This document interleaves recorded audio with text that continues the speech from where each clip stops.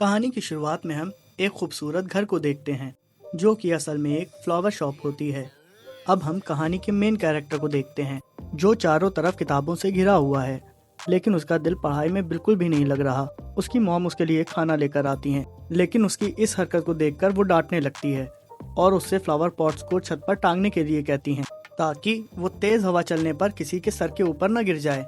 लेकिन वो सॉन्ग इतना लेजी है कि उसने फ्लावर पॉट्स को बिना बांधे ही छत पर यूं ही रख दिया और वो मजाक में कहने लगा कि कितना अच्छा होता अगर वो भी एक फ्लावर प्लांट होता।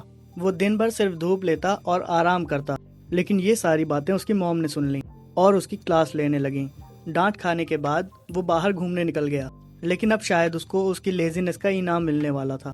वो घर की तरफ वापस लौट ही रहा था कि एक फ्लावर पॉट दीवार से उसके सर पर आकर गिरा और वो सॉन्ग का सर फट गया। उसका बदन बेजान होकर जमीन पर गिर गया और उसकी आंखें बंद होने लगती हैं और वो आज के अपने फेवरेट डिनर के बारे में सोचने लगता है।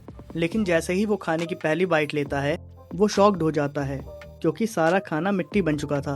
उसे रियलाइज होता है कि ये सब सिर्फ एक ख्वाब है, तो वो धीमे धीमे अपनी आंखों को खोलता है। उसे अपनी आंखों के सामने सब अंधेरा अंधेरा नजर आने लगता है। उसे महसूस होता है कि जैसे उसके हाथ पांव जकड़ दिए गए हों और उसे अजीब सी बदबू भी आ रही होती है। इस सब के बावजूद जैसे ही उसे थोड़ी सी रोशनी दिखती है तो वो फौरन उस रोशनी को फॉलो करता है। इसी के साथ जमीन से एक पौधा बाहर आता है। अनएक्सपेक्टेडली ये पौधा कोई और नहीं बल्कि वो सॉन्ग होता है और जैसे ही वो अपने हाथों की जगह पत्तों को देखता है वो दोबारा शौक में चला जाता है। वो चारों तरफ ग्रास से घिरा हुआ था और तो और अब उसे सूरज की रोशनी भी टेस्टी महसूस हो रही थी और उसके सारे पड़ोसी भी दूसरे फ्लावर्स ही थे। इतना सब देखते हुए उसे यकीन हो चुका था कि वो भी एक फ्लावर बन चुका है। ये सोचकर वो गुस्सा होने लगा। उसे अब भी अपने बहुत सारे सवालों के जवाब चाहिए थे। वो सोचने लगा कि कहीं ऐसा तो नहीं कि लास्ट टाइम उसके सर पे जो फ्लावर पॉट गिरा था उससे उसकी मौत हो गई थी और अब वो दोबारा रीइंकारनेट हो गया है और इस नई लाइफ में वो फ्लावर इस वजह से पैदा हुआ है क्योंकि वो फ्लावर बनने के लिए मजाक मजाक में विश कर रहा था। ये सोचकर ही वो ऊपर वाले को याद करके रोने लगा कि वो तो सिर्फ मजाक कर रहा था कि उसे नेक्स्ट लाइफ में फ्लावर बनना है और अब उसे अपनी बात पर बहुत पछतावा हो रहा था। वो वापस ह्यूमन बनना चाहता है। वो अचानक रोते रोते चुप हो गया और सोचने लगा कि कहीं मैं किसी सिस्टम में रीइंकारनेट तो नहीं हो गया कि जैसा हीरो के साथ एनिमे में होता है। ये ख्याल आते ही वो अपने सिस्टम को चिल्ला चिल्ला कर पुकारने लगा। एक हफ्ता बीत गया और अब वो समझ गया था कि उसकी मदद के लिए कोई सिस्टम अपीयर होने वाला नहीं है। लेकिन अब जबकि उसने रियलिटी को एक्सेप्ट कर लिया था तो उसने सोचा कि वो खुशकिस्मत है। कम से कम वो एक फ्लावर के फॉर्म में रीबॉर्न हुआ है, ना कि किसी घास फूस के फॉर्म में। और जिस डार्क मिट्टी में वो खड़ा हुआ है वो भी काफ़ी अच्छी और न्यूट्रिशनल है, तो वो जल्द ही ग्रो हो जाएगा। लेकिन फर्टाइल लैंड का एक डाउन साइड भी था जो उसे नहीं मालूम था।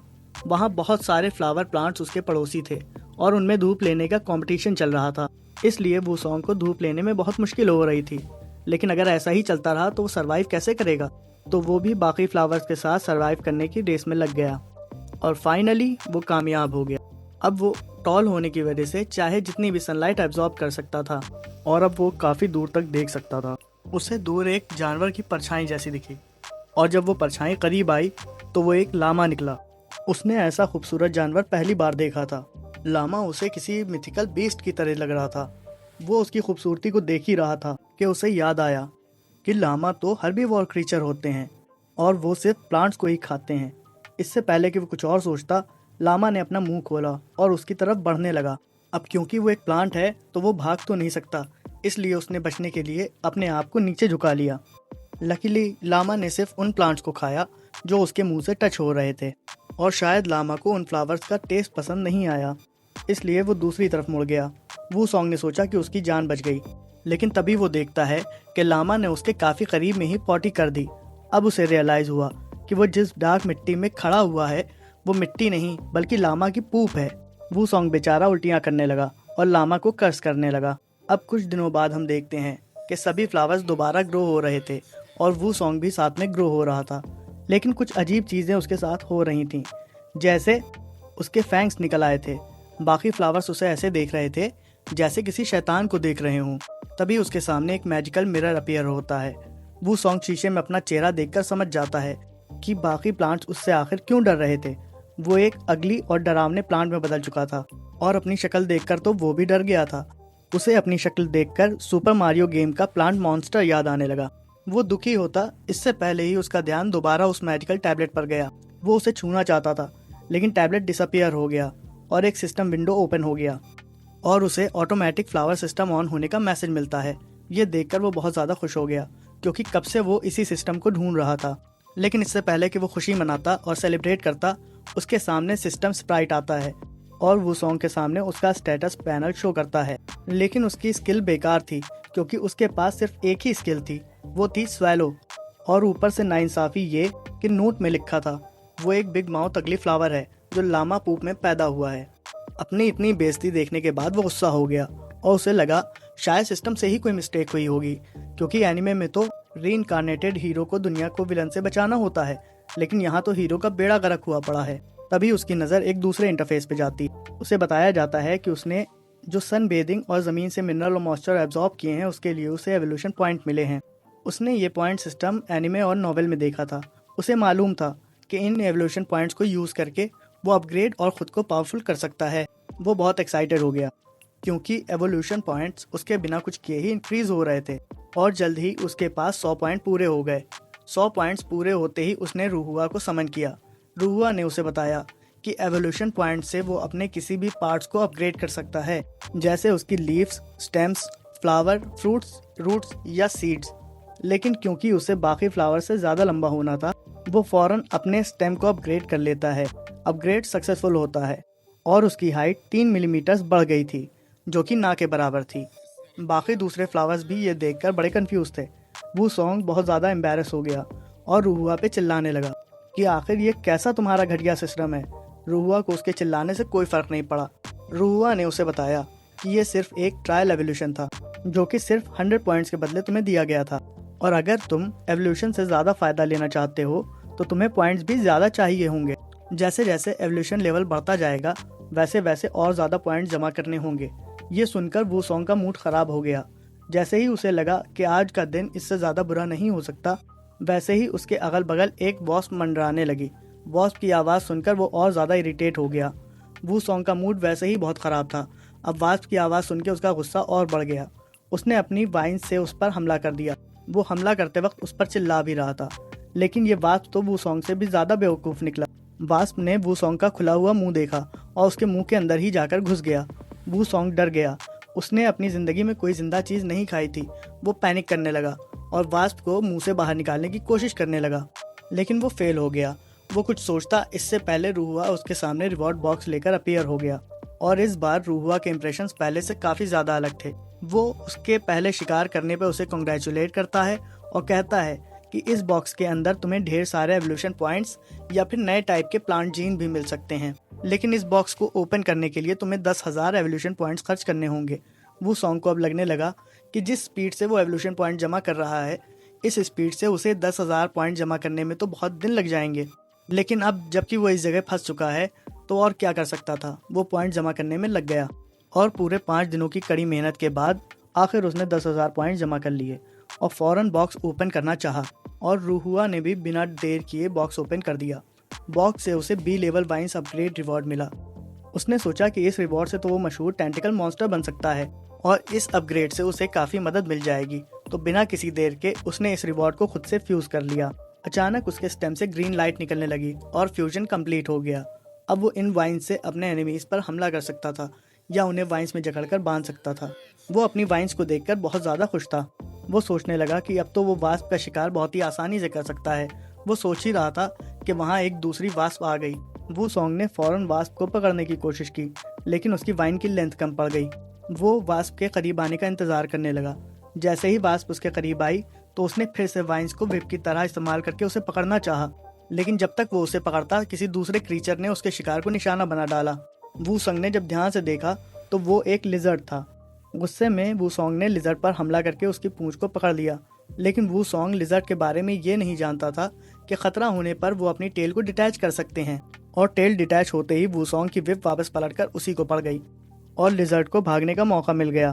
वू ने सोचा भागते भूत की लंगोटी ही सही, और लिजर्ड की टेल को खाकर रिवॉर्ड मिलने का इंतजार करने लगा, मगर अफसोस कोई रिवॉर्ड नहीं आया। इसी के साथ वो दूसरे शिकार के लिए हर तरफ देखने लगता है, मगर उसे कुछ भी नहीं मिलता।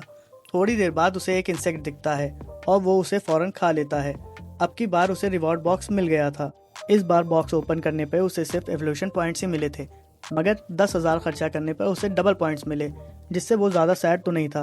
वो दोनों आपस में ये बात कर ही रहे होते हैं कि तभी झाड़ियों के हिलने की आवाज़ आती है और वही चोर लिजर्ड वू सॉन्ग की तरफ वापस भाग के आ रहा होता है। वू सॉन्ग उसे पहचान गया था और उस पर अपने टेंटिकल से अटैक करने ही वाला था कि उसने देखा लिजर्ड उससे फाइट करने नहीं आया है, बल्कि एक बड़ा सा टोड उसका पीछा कर रहा है। टोड ने लिजर्ड की तरफ जंप लगा दी, लेकिन वू सॉन्ग भी काफ़ी गुस्से में था और उसके शिकार यानी लिजर्ड को उसके अलावा कोई और खाए ये बात उसे बिल्कुल पसंद नहीं। बस उसके बाद वू सॉन्ग ने टोड पर अपनी विप से हमला कर दिया, लेकिन इतना डैमेज काफ़ी नहीं था। टोड वापस उठा और उसे अपना सुबह का नाश्ता समझकर घूरने लगा, मगर वू सॉन्ग भी कोई कच्चा खिलाड़ी तो था नहीं।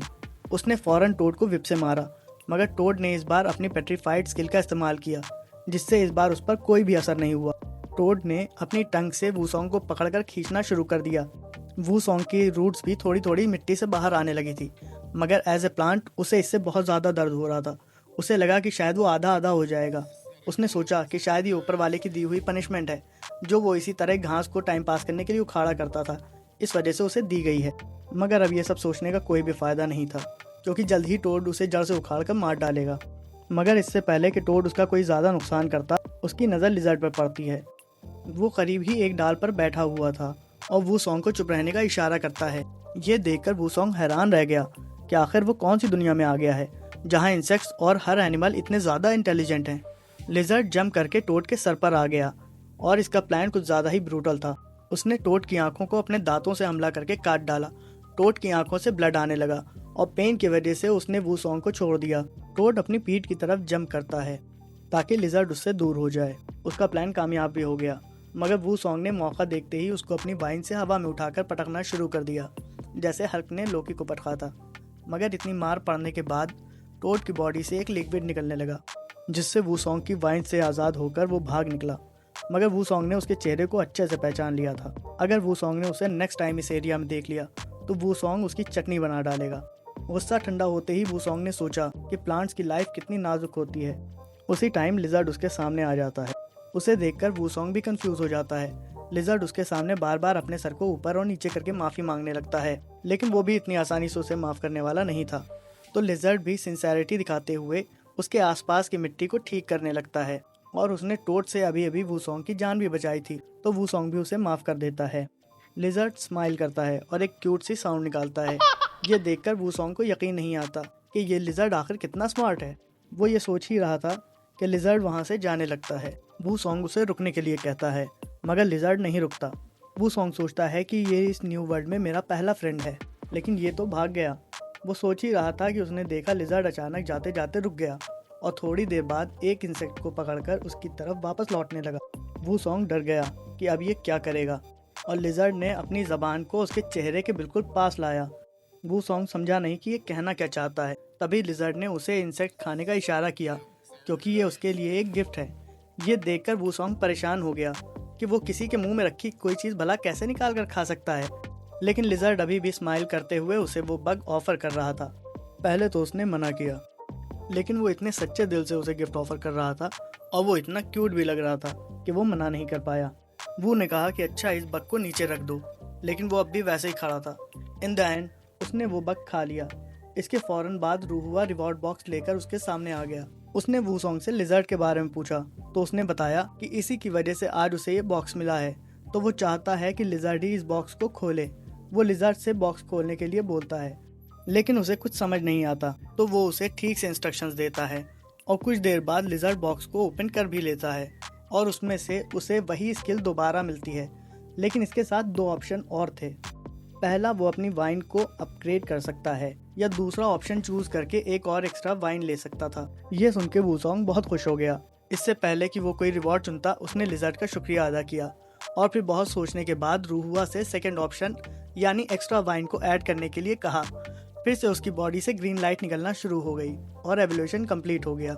मगर उसकी ये वाइन तो उसकी पहली वाली वाइन से भी छोटी थी। ये देखकर वो चिल्लाने लगा कि आखिर ये कौन सा घटिया एवोल्यूशन दे दिए हो हमको। उसने रूहुआ से कहा, आखिर ये सब क्या है? तो रूहुआ ने कहा कि तुमको जो भी मिला है उसमें मेरी कोई जिम्मेदारी नहीं है और तुम्हें भी शिकायत करने के बजाय अपनी हंटिंग पर ध्यान देना चाहिए। वू सॉन्ग को भी एहसास हो चुका था कि वो सिस्टम रिवॉर्ड के बारे में कुछ भी नहीं कर सकता, तो उसने भी सोचा कि इस आपदा में उसे अवसर तलाश करना चाहिए, खास तौर पर अब जबकि वो चल और फिर नहीं सकता। तो उसे इस लिजर्ड से हंटिंग का काम लेना चाहिए और बदले में आज की ही तरह उसकी तारीफें करेगा, जिससे वूसोंग और लिजर्ड दोनों खुश रहेंगे। लेकिन उसके इस प्लान से लिजर्ड कुछ ज़्यादा खुश नज़र नहीं आ रहा था। वो वूसोंग को इस तरह देख रहा था कि जैसे उसने उसके घर के कागजात मांग लिए हों। लेकिन अब वूसोंग ने अप्रोच बदलकर लिजर्ड से कहा, जैसे आज मैंने तुम्हारी जान बचाई है वैसे ही आगे भी मैं तुम्हें सिक्योरिटी दे दूंगा, लेकिन इसके बदले में तुम्हें मेरे लिए बग्स की हंटिंग करनी होगी ताकि मैं जल्द से जल्द उन्हें खाऊं और खुद को लेवल अप कर सकूं। ये बात लिजर्ड को भी ठीक लगी। इस तरह ये डील तय हो गई।